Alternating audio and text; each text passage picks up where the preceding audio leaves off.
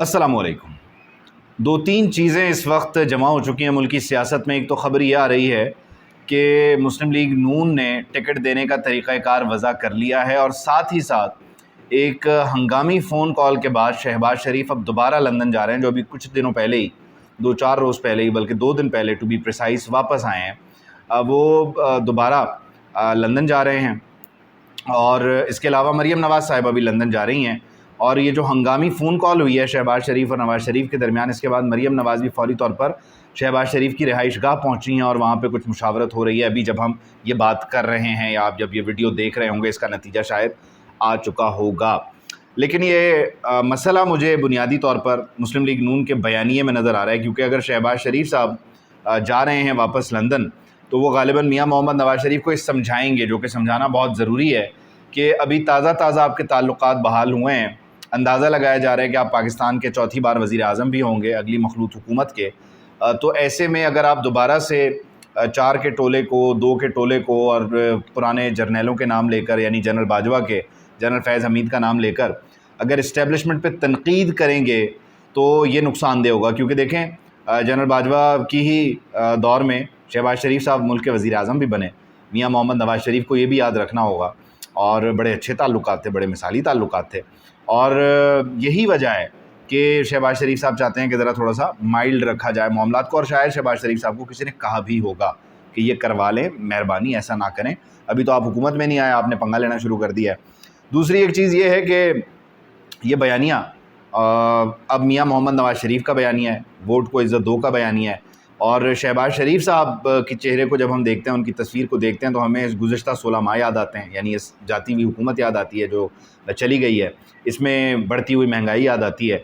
यही वजह है कि मुस्लिम लीग नून के एक इजलास में ये तय हुआ कि जो पोस्टर्स हैं मुस्लिम लीग नून के, उस पर सिर्फ़ और सिर्फ नवाज़ शरीफ साहब की तस्वीर होंगी, उनकी तस्वीरों पर मबनी है पोस्टर्स होंगे। तो मियाँ मोहम्मद नवाज़ शरीफ साहब ने कहा कि मेरे भाई की भी तस्वीर लगा दें, यानी शहबाज शरीफ की भी तस्वीर लगा दें। तो मरीम नवाज़ ने उसे रूल आउट किया और कहा कि शहबाज शरीफ भी तो आपका ही अक्स हैं। ये रिजवान जलाल साहब ने ट्वीट किया, हमारे दोस्त हैं। तो यकीनी तौर पर शहबाज शरीफ नवाज़ शरीफ का ही अक्स हैं, लेकिन एक बेटर वर्जन है, मुफाहमत परस्त हैं, और बेहतरीन ताल्लुकात वाले, वन पेज वाले, येस मैन वाले आदमी हैं। तो ऐसे में अगर मियाँ मोहम्मद नवाज़ शरीफ अपनी इंतखाबी मुहिम शहबाज शरीफ की तस्वीर के साथ चलाते हैं, तो वो फिर 2016 से 18 की बात तो करेंगे, और 2017 में उनकी रुखसत की बात भी वो करेंगे। तो फिर उन्हें ये इमरान खान का रुखसत और शहबाज शरीफ के 16 माह भी अपने साथ मिलाकर और फिर एक जस्टिफिकेशन देनी होगी, जो ज़रा मुस्लिम लीग नून के लिए मुश्किल हो जाएगी, क्योंकि हालात 2017 से कहीं मुख्तलिफ थे 2022 में। खैर, इसके अलावा सुप्रीम कोर्ट ऑफ पाकिस्तान में एक मामला आज गपशप हुई है, इजलास हुआ है। पाकिस्तान बार काउंसिल के नुमाइंदे थे, सुप्रीम कोर्ट बार एसोसिएशन के नुमाइंदे थे, और सुप्रीम कोर्ट को कैसे चलाना है, किस तरह से मामलात को लेकर चलना है, कुछ तजावीज़ भी मांगी गई, राय दी गई।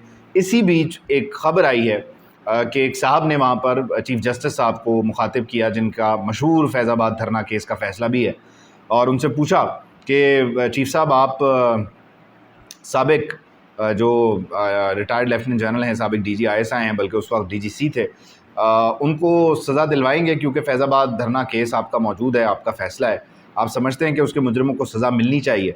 तो चीफ़ साहब ने उस मामले को, यानी चीफ़ जस्टिस ऑफ पाकिस्तान ने उस मामले को कुछ घुमा दिया, गोल कर दिया, इस तरह कह के कि अगर मैं फ़ैसला नहीं दूंगा या सज़ा नहीं दूंगा, सज़ा नहीं दिलवाऊंगा, तो क्या आप मेरे ख़िलाफ़ धरना देंगे। और फिर यूँ माहौल उस हॉल का या उस कमरे का बदल गया जहाँ पर ये मीटिंग हो रही थी। लेकिन आइंदा आने वाले दिनों में एक्सपेक्टेड है कि सुप्रीम कोर्ट में मज़ीद ट्रांसपेरेंसी होगी, जो मुख्तलिफ कोर्ट रूम्स हैं उनकी नशरियात लाइव दिखाई जाएगी, वेबसाइट पे भी आ जाएगी। तो ये एक ट्रांसपेरेंसी का मामला चल पड़ेगा, जो कि अच्छा है। और दूसरा, साथ ही साथ लड़ाई भी दो सिरों में बड़ी संगीन हो जाएगी, क्योंकि काजी साहब ने अपने पहले ही दिन फुल कोर्ट में 2-3 बार गुज़श्ता मार्शल लॉ का और चीज़ों का हवाला दिया, अदलिया की गलतियों का हवाला दिया, जिससे पता चलता है कि काजी आ गया है और काजी अपने पुराने अपने रिवायती माइंडसेट के साथ आया, जिसके लिए वो जाना भी जाता है। तीसरी बड़ी अहम इंटरेस्टिंग चीज़ ये है जनाब के खोखर साहब, मिफ्ता इस्माइल साहब, शाहिद खान अब्बासी, रईसानी और इस तरह के कुछ लोगों पर मबनी एक सियासी जमात बनने जा रही है, और एक्सपेक्ट किया जा रहा है कि ये उन्हीं के कहने पे बन रही है जिन्होंने इस्तेहकाम पाकिस्तान बनवाई, ये उन्हीं के कहने पे बन रही है जिन्होंने PTI पार्लियामेंटेरियंस बनवाई। तो यानी ये भी एक, आप कह लीजिए, मुझे बुनियादी तौर पर ये अगर होने जा रहा है तो ये किसी की बौखलाहट का नतीजा नज़र आ रहा है, क्योंकि देखें IPP کس بنیاد پر ووٹ لے گی. خیبر پختونخوا میں مجھے پھر بھی پرویز خٹک صاحب کا فٹ ورک نظر آتا ہے. وہاں شاید پرویز خٹک صاحب کو خاطر خواہ نتائج مل جائیں, الیکٹیبلز ہیں. لیکن آئی پی پی جو ہے وہ عمران خان کے کرزما کو مائنس کر کے جب آپ لے کے جاتے ہیں, اور جب ملک میں 4 کروڑ سے زائد جو ہے وہ نوجوان ووٹرز ہوں, تو آپ آئی پی پی سے کیسے ایکسپیکٹ کر سکتے ہیں کہ وہ ووٹ لے گی پنجاب میں.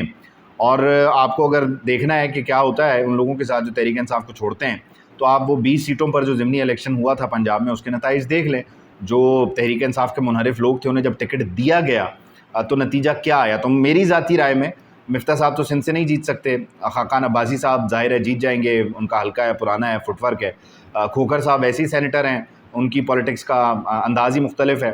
تو وہ جو حلقے کی سیاست ہے اسے کیسے ایگزیکیوٹ کریں گے اور الیکٹیبل کیسے ثابت ہوں گے, وہ الگ بات ہے کہ اگر انہیں جتوا دیا جائے. لیکن اگر میرٹ پہ اگر دیکھا جائے تو ان سیاستدانوں کا میدان میں اترنا بنتا نہیں ہے. شاید خاقان عباسی صاحب جیت جائیں گے, رئیسانی صاحب جیت جائیں گے, لیکن چیلنجنگ ہیں معاملات. تو یہ نئی سیاسی جماعت مجھے آؤٹ آف فرسٹریشن نظر آ رہی ہے, بالکل ویسے ہی جیسے راجہ ریاض صاحب نے مسلم لیگ نون کو جوائن کر لیا ہے. اب مسلم لیگ نون کو ان کے جوائن کرنے پہ میرا تو تجزیہ, میری رائے یہ ہے کہ راجہ ریاض صاحب کو یا تو یہ مشورہ دیا جائے گا کہ آپ الیکشن نہ لڑیں, آپ کو ہم بعد میں اکوموڈیٹ کر دیں گے, معاون خصوصی وغیرہ بنا دیں گے, یا شاید سینیٹر بنا دیں کیونکہ وہ اپوزیشن لیڈر بھی رہے اس ملک کے, تو بڑی سیاسی شخصیت ہیں. یا پھر یہ ہو سکتا ہے کہ راجہ ریاض صاحب کو حلقے میں اتارا جائے. فیصل آباد کا جو ٹپکل مسلم لیگ نون کا ووٹر ہے وہ انکار کرے گا ووٹ دینے سے, اور ایک آزاد امیدوار خاموشی سے جس کو مسلم لیگ نون کی حمایت ہوگی وہ راجہ ریاض صاحب کے مد مقابل جیت جائے گا, اور بعد میں وہ مسلم لیگ نون کے ساتھ شمولیت اختیار کر لے گا. یہ ایک اسٹریٹجی ہو سکتی ہے. لیکن راجہ صاحب کی جو سیاست ہے وہ بظاہر مجھے کھڈے میں جاتی نظر آ رہی ہے. تو یہ 2-3 مختلف سیاسی معاملات ہیں یا غیر سیاسی معاملات ہیں جن پر میں نے سوچا کہ آپ سے بات کر لی جائے اس سے پہلے کہ بہت دیر ہو جائے.